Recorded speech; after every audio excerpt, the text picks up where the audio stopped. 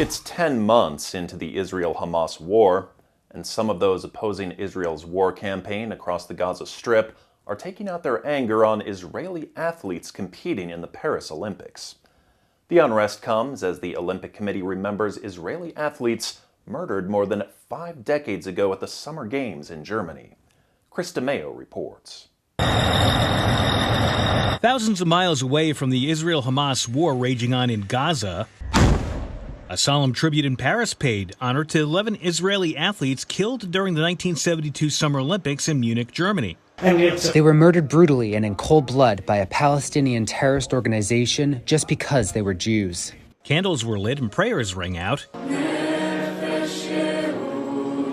as officials remembered how members of the Palestinian group Black September broke into the Olympic Village and kidnapped Israeli teammates, ultimately killing the hostages in the midst of a failed rescue mission. It was an attack on the culture of peace that the Olympic Games promote. While the attack happened 52 years ago, Israeli Olympians now competing in the Paris Games say they're facing threats in the midst of the escalating Israel-Hamas war. I've gotten quite a few messages and threats and that kind of stuff, but I think it only makes me stronger. Prosecutors in Paris are investigating death threats that were emailed to athletes after some of their personal data was leaked online.